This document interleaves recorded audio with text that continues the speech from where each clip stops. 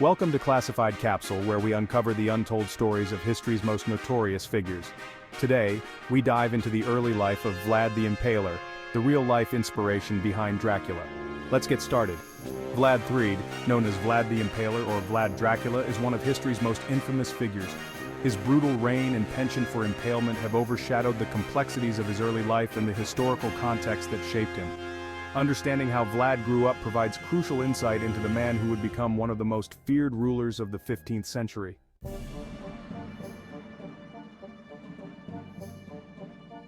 Vlad III was born in 1431 in the Transylvanian city of Sighisoara, which was then part of the Kingdom of Hungary.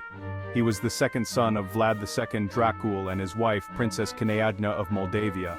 Vlad II was a member of the Order of the Dragon, a chivalric order dedicated to defending Christianity in Eastern Europe. The name Dracul derived from the Latin Draco, meaning dragon, which symbolized his father's membership in the order.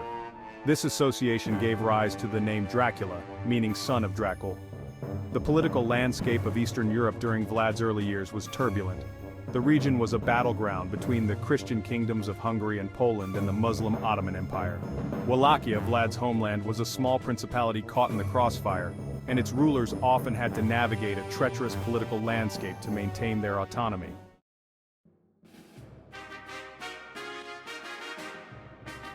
Vlad's early childhood was spent in Sighisoara, where he received a noble's education.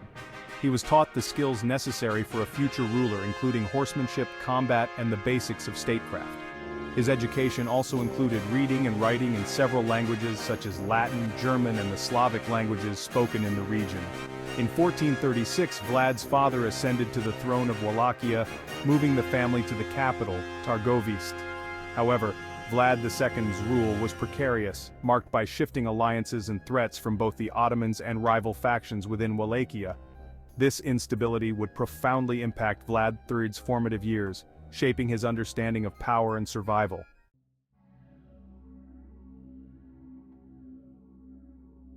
One of the most significant events of Vlad's early life occurred in 1442.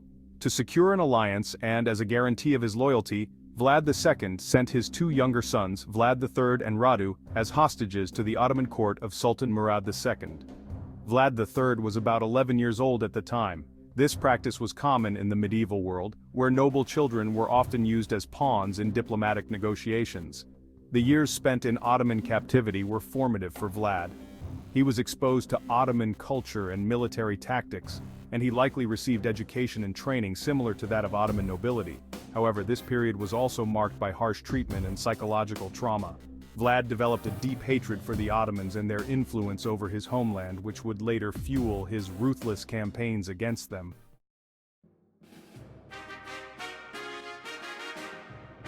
In 1448, after the death of his father and older brother Mircea, Vlad III returned to Wallachia. His father and brother had been betrayed and killed by local boyars or nobles, who opposed their rule. Vlad's initial attempt to claim the Wallachian throne was short-lived, as he was quickly deposed and forced to flee. He spent the next several years in exile, seeking support from various European courts to reclaim his position. During his time in exile, Vlad found a powerful ally in John Hunyadi, the regent governor of Hungary. Hunyadi was a prominent military leader in the fight against the Ottomans, and he saw potential in Vlad as a staunch opponent of Ottoman expansion. With Hunyadi's backing, Vlad made a second attempt to seize the throne of Wallachia in 1456, this time successfully.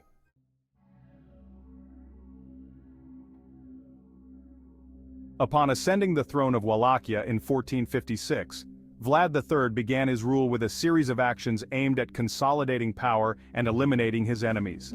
His early reign was characterized by efforts to suppress internal dissent and strengthen his authority. Vlad invited boyars, noble families who had previously opposed his rule, to a feast, only to arrest and impale many of them afterward. This act served as both a punishment for betrayal and a warning to others who might challenge his authority.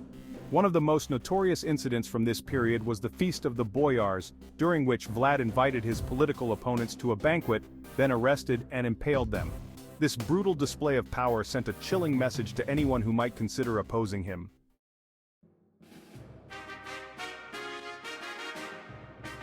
Vlad's reign was also marked by his fierce opposition to the Ottoman Empire, which was a major threat to Wallachian independence. His campaign against the Ottomans involved numerous atrocities, including mass executions of captured soldiers and civilians. In one particularly notorious event, Vlad ambushed an Ottoman army led by a general named Mahmud Pasha. After defeating the Ottomans, Vlad impaled thousands of prisoners, including both soldiers and civilians, creating a horrifying display intended to discourage future Ottoman invasions. The psychological impact of these impalements was profound. Vlad's use of impalement as a method of warfare not only terrorized his enemies, but also sought to demoralize and destabilize the Ottoman forces by creating an atmosphere of fear and despair. This tactic was part of Vlad's broader strategy to resist Ottoman expansion and maintain Wallachian sovereignty.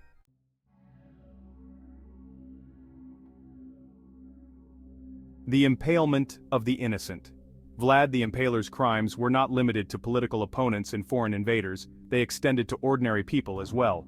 His reign was marked by widespread brutality against commoners, who were perceived as disloyal or who simply crossed him. Reports from the time suggest that Vlad used impalement as a punishment for theft, adultery and other minor offenses, often without fair trial or due process. One of the more infamous incidents involved a group of villagers who were accused of being involved in theft. Vlad ordered the impalement of hundreds of individuals, including women and children, as a public demonstration of his intolerance for crime. These acts of cruelty were intended to enforce his laws and maintain control over the population through fear.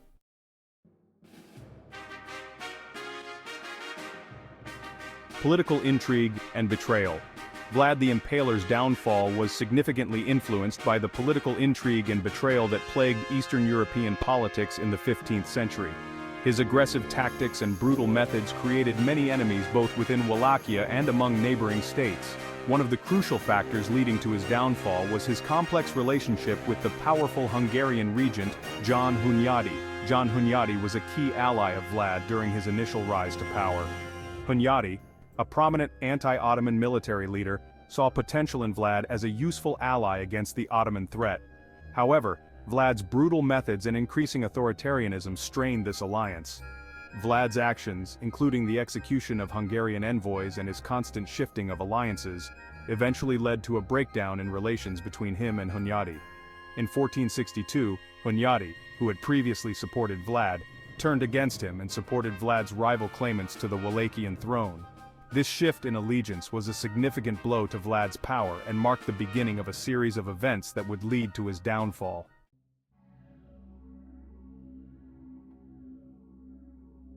Ottoman retribution. The Ottomans, who were both adversaries and victims of Vlad's ruthless tactics, were another major factor in his downfall. Vlad's repeated invasions of Ottoman territory and his extreme cruelty towards Ottoman prisoners of war had provoked a strong response from the Ottoman Empire. In 1462, after Vlad launched a major offensive against Ottoman forces, Sultan Mehmed II, seeking to end Vlad's threat once and for all, assembled a large army to retaliate. The Ottomans launched a full-scale invasion of Wallachia, overwhelming Vlad's defenses. Despite his best efforts to repel the invaders, Vlad's forces were ultimately defeated. During the Ottoman campaign, Vlad resorted to his familiar tactic of impaling captured Ottoman soldiers and civilians to instill terror and disrupt the Ottoman advance. However, this brutal strategy failed to prevent the Ottoman forces from making significant advances into Wallachian territory. The Ottomans captured Vlad's capital, Targovist, and installed a rival ruler on the Wallachian throne, further weakening Vlad's position.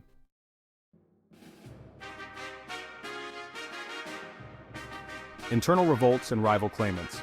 Vlad's downfall was not solely due to external pressures. Internal dissent played a crucial role in his eventual overthrow. His brutal rule alienated many of his subjects and created a number of rival claimants to the Wallachian throne. The boyars, Wallachia's noble class, were particularly discontented with Vlad's autocratic rule and his ruthless treatment of those who opposed him. In 1462, while the Ottomans were advancing into Wallachia, several of these rival claimants seized the opportunity to challenge Vlad's rule.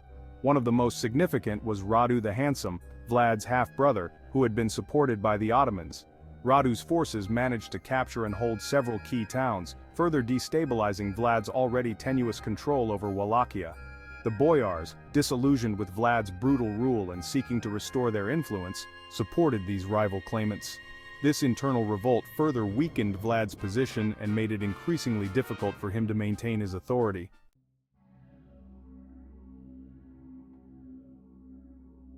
Imprisonment and escape. In 1462, Vlad was forced into exile after the Ottomans and his rivals successfully deposed him. He sought refuge in Hungary, where he was initially imprisoned by the Hungarian king Matthias Corvinus. Although Vlad had been an ally of Hunyadi, his relationship with the new Hungarian monarch was strained, and he was detained in prison. During his imprisonment, Vlad's fate was uncertain. He remained a figure of interest to the European powers, and various attempts were made to leverage his situation for political gain. In 1475, after several years of imprisonment, Vlad was released from captivity under the condition that he would support the Hungarian interests in Wallachia.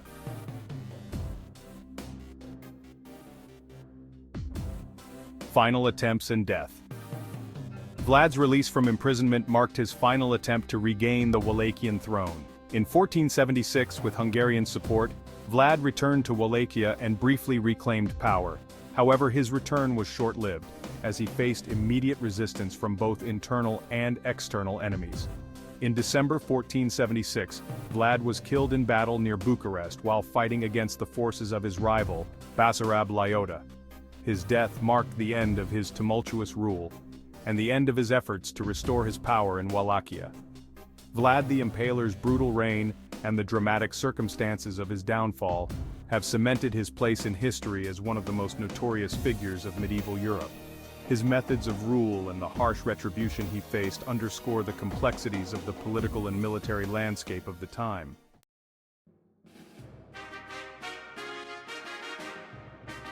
Thank you for watching this episode of Classified Capsule. If you enjoyed the video, please give it a thumbs up and subscribe to our channel for more deep dives into history's dark past. Don't forget to hit the bell icon to stay updated on our latest content. See you next time.